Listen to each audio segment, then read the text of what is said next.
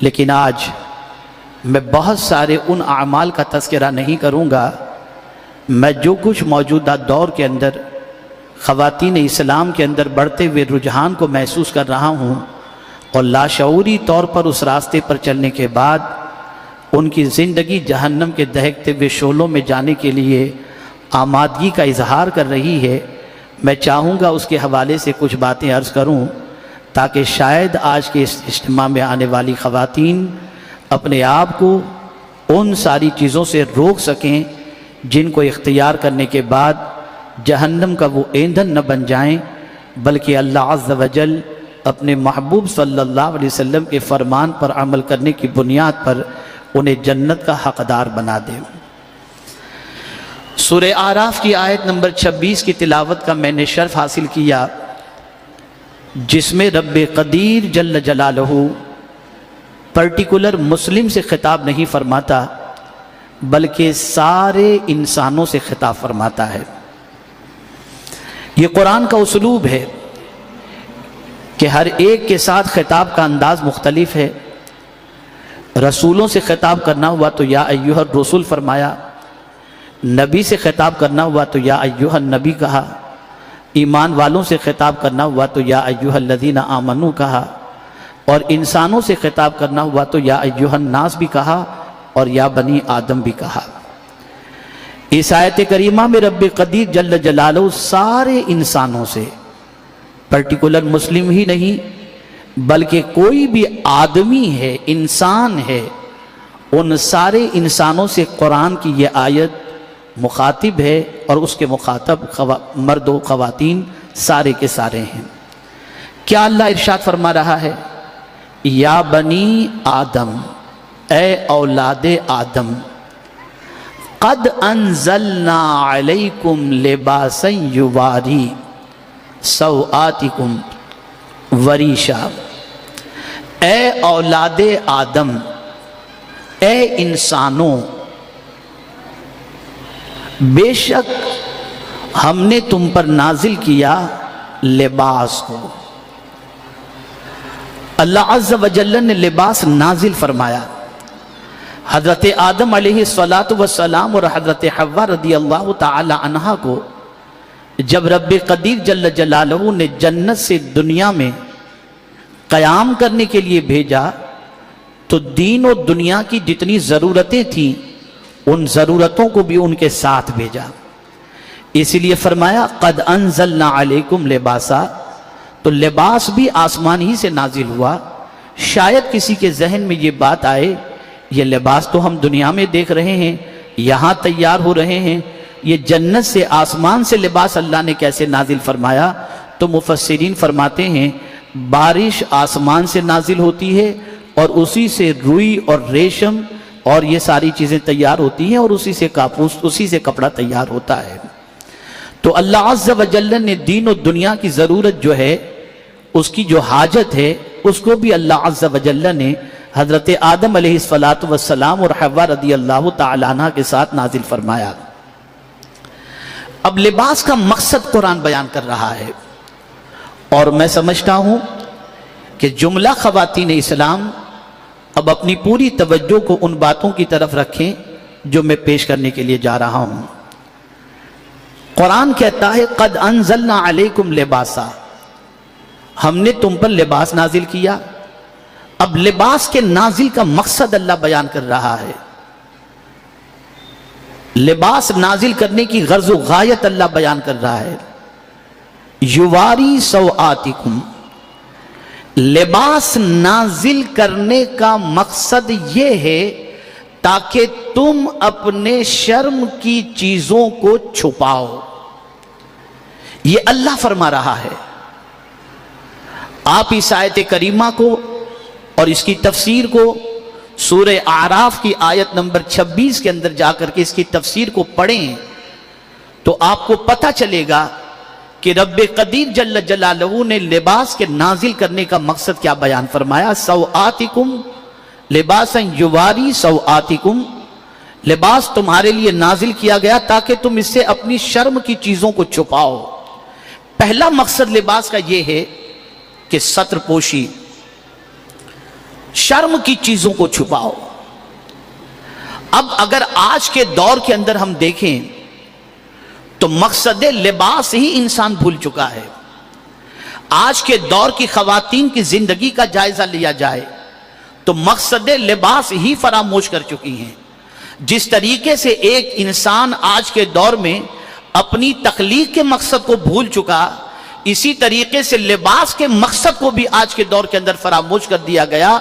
اللہ عز و جل تو فرماتا ہے کہ شرم کی چیزوں کو چھپانے کے لیے اللہ عز و جل نے لباس نازل فرمایا، اور دور جدید کے اندر مغرب یہ چاہتا ہے کہ جتنا لباس اتار کر بے شرمی کرو اتنا ہی اچھا ہے۔ آج اگر ہم معاشرے کا جائزہ لیں، آج اگر ہم سوسائٹی کا جائزہ لیں تو آپ محسوس کر سکیں گے کہ کیا لباس کا مقصد پورا ہو رہا ہے؟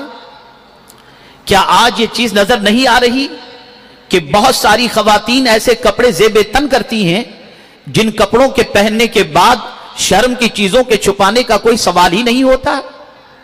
آج لباس اس طریقے کا زیب تن کیا جاتا ہے کہ عریانیت گویا پروموٹ کی جا رہی ہے اور دعوت نظارہ دوسروں کو دیا جا رہا ہے۔ لباس کے مقصد کو فراموش کر دیا گیا، لباس کی غرض و غایت کو فراموش کر دیا گیا۔ لباس شرم کی چیزوں کو چھپانے کے لیے ہے،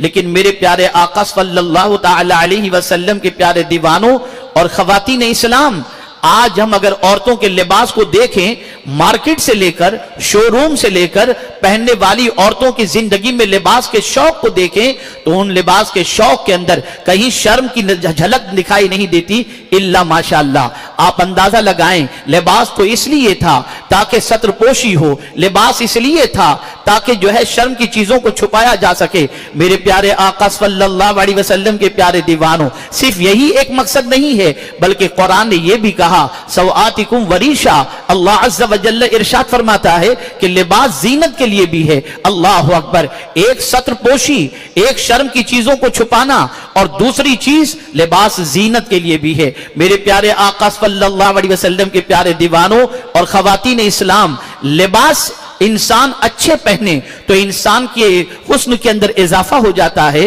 انسان کے جمال میں اضافہ ہو جاتا ہے۔ اسلام یہ نہیں کہتا کہ آپ اچھے لباس زیب تن نہ کرو، اسلام یہ نہیں کہتا کہ آپ قیمتی لباس زیب تن نہ کرو، اسلام یہ نہیں کہتا آپ اچھے کپڑے نہ پہنو، اسلام یہ نہیں کہتا کہ آپ اچھے لباس زیب تن نہ کرو۔ اسلام یہ کہتا ہے زینت بھی ہونی چاہیے اور ستر پوشی بھی ہونی چاہیے، شرم کی چیزیں ظاہر بھی نہ ہو، وہ چھپی ہوئی بھی ہو، اور اچھا لباس بھی زیب تن ہونا چاہیے۔ آپ اسی طریقے سے رسول اعظم صلی اللہ تعالی علیہ وسلم کے دور پاک کی خواتین کی زندگی کا جائزہ لیں اور ان کے لباس کا جائزہ لیں تو وہ اپنا لباس کیسے پہنا کرتی تھی؟ اللہ اکبر، ان کے لباس کی پوزیشن یہ ہوتی، ایسا باریک لباس کبھی کسی صحابیہ نے پہنا ہی نہیں ہے جس لباس سے ان کے جسم کا کلر چھلکتا ہو، ان کے ہاتھ کی کلائی چھلکتی ہو، ان کے ہاتھ کا رنگ چھلکتا ہو، ان کے بال ظاہر ہوتے ہو، ان کے کان ظاہر ہوتے ہو، ان کا وجود کا جو خد و خال ہے وہ ظاہر ہوتا ہو، نہیں۔ اس لیے کہ لباس تو ستر پوشی کے لیے ہے، شرم کی چیزوں کو چھپانے کے لیے ہے۔ آپ اندازہ لگائیں، اللہ اکبر، میرے پیارے آقا صلی اللہ تعالی علیہ وسلم کے پیارے دیوانوں اور خواتین اسلام، ایک نابینا صحابیہ، ان کے لیے ان کے بیٹے کپڑا لے کر کے آتے ہیں، کپڑا تھوڑا سا موٹا تھا، باریک نہیں تھا، ماں بوڑھی تھی، ضعیفہ تھی، ماں کے لیے بیٹا کپڑے لے کر کے آتا ہے، ماں نے کپڑا نابینا ہونے کے باوجود ہاتھ میں لیا تو ہاتھ میں لینے کے بعد اپنے بچے سے کہتی ہیں بیٹے یہ کپڑا میرے لائق نہیں ہے۔ حضرت منذر سے کہتی ہیں بیٹا یہ کپڑا میرے لائق نہیں ہے۔ بیٹے نے کہا ماں یہ پتلا تو نہیں ہے، یہ باریک تو نہیں ہے، اس سے جسم تو نہیں چلکے گا۔ ماں نے کہا بیٹے کپڑا تو موٹا ہے لیکن یہ اسٹریچ والا کپڑا ہے، اس کپڑے کو پہننے سے یہ بدن سے ایسا چپک جائے گا جس کی وجہ سے بدن کے خد و خال نمایاں ہو جائیں گے، اس لیے میں ایسا لباس نہیں پہن سکتی۔ میں پوچھنا چاہتا ہوں، ایک ضعیفہ عورت، ایک نابینا عورت اللہ عز و جل کے فرمان پر اس طرح سے عمل کر رہی ہے کہ ایسا موٹا کپڑا جس سے جسم کے خد و خال نمایاں طور پر ظاہر ہو وہ پہننے کے لیے تیار نہیں۔ اور آج معاشرے کا جائزہ لے لیجئے، آج خواتین کے لباس کا جائزہ لے لیجئے، العیاذ باللہ، اللہ رحم و کرم فرمائے، مرد کی نگاہیں شرم سے جھک جاتی ہیں، لیکن عورت کے کپڑوں کا حال یہ ہے، کوئی دیکھا جائے تو اس طریقے سے کپڑے پہنتی ہے کہ آستین ہی غائب ہے، کوئی اس طریقے کا کپڑا پہنتی ہے کہ گلا ہی بڑا ہے، کوئی اس طریقے کے پائجامے پہنتی ہے کہ ٹکنوں سے کافی اوپر ہے، کوئی اتنا باریک پہنتی ہے کہ جسم کے اندر کے لباس ظاہر ہو جائیں، العیاذ باللہ۔ اے خواتین اسلام، اللہ کو مر کر جواب دینا ہے، رسول رحمت صلی اللہ علیہ وسلم کی بارگاہ میں حاضر ہونا ہے، ایسا لباس جس سے جسم کا خد و خال نمایاں ہو، ایسے لباس پہننے والی عورتوں پر مصطفیٰ جان رحمت نے صحابہ سے فرمایا ان پر لعنت کرو، اور میں بھی ایسی عورتوں پر لعنت کرتا ہوں۔ لعنت کس کو کہتے ہیں؟ اللہ کی رحمت سے دور ہونے کو۔ اسلام قطعی طور پر یہ نہیں کہتا کہ آپ اچھے لباس زیب تن نہ کرو، لیکن اسلام ضرور یہ کہتا ہے کہ آپ شرم کی چیزوں کو چھپاؤ، ایسے لباس قطعی طور پر نہ پہنو جن لباس کو پہننے کے بعد ننگا پن ظاہر ہو رہا ہو۔ اے خواتین اسلام، میں اگر اس پر حدیث مبارکہ پیش کروں اور اس حدیث مبارکہ کو آپ اگر دل و دماغ میں آج اتار کر کے جائیں تو میں یقین کے ساتھ کہہ سکتا ہوں کہ اس پر عمل کرنے کے بعد اللہ رب العزت جل جلالہ آپ کے دل کو سکون کی دولت سے مالا مال فرما دے گا۔ آقا کریم صلی اللہ علیہ وسلم نے ارشاد فرمایا، دو لوگوں کو میں نے نہیں دیکھا، یعنی اس زمانے میں، حضور کے زمانے میں حضور نے نہیں دیکھا، لیکن سرکار فرماتے ہیں بعد میں یہ دونوں قسم کے لوگ ظاہر ہوں گے۔ ان میں سے ایک مردوں کے حوالے سے فرمایا اور ایک عورتوں کے حوالے سے فرمایا، اور فرمایا وہ جہنم میں جائیں گے اور ان لوگوں کو جنت کی خوشبو تک میسر نہیں ہو سکے گی۔ عورتوں کے حوالے سے کیا فرمایا؟ ایسی عورتیں، یہ مسلم شریف کی حدیث ہے جس کا مفہوم میں آپ کی سماعتوں کے حوالے کر رہا ہوں، چند روزہ زندگی میں دوسروں کی نظر میں جچنے کے لیے، امپریشن جمانے کے لیے،